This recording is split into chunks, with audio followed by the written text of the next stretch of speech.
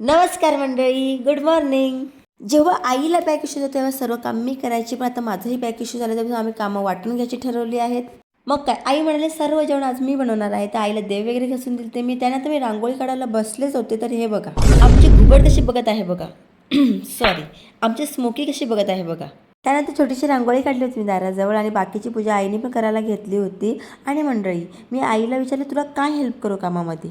आईचे उत्तर हे होतं की माझे मी काम करून घेईन, तू तुझी एडिटिंग किंवा तुझी मेहंदी प्रॅक्टिस करून घे. आणि अशी आई कुठे भेटते मंडळी. त्यानंतर आईशी गप्पा मारत थोडं मी चोरीच्या शेंगा खाऊन घेतल्या आणि आई स्वयंपाकाला लागली, तर आईला हेल्प केली. आई कितीही नाही बोलली तरी मी हेल्प करणारच आहे.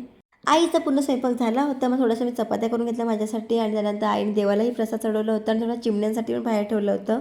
त्यानंतर मलाही खूप भूक लागली होती, मीही जेवण घेतलं होतं आणि थोड्या वेळ मेहंदीची प्रॅक्टिस करायची होती. ती मेहंदीची प्रॅक्टिस वगैरे करून थोडा वेळ झोपले होते. मग उठून मी रेडी वगैरे झाले होते आणि क्लासला निघत होते, पण ट्रॅकला बघितले टोकियोचे आणि स्मोकीचे खूप सारे हेअर्स लागले होते, ते आधी काढून घेतले मी. त्यानंतर मी निघाले होते क्लासला.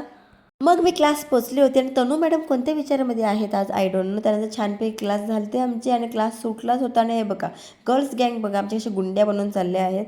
त्यानंतर मीही घरी आली आहे. आजसाठी एवढंच, भेटूया नेक्स्ट व्लॉगमध्ये. Tata, bye bye.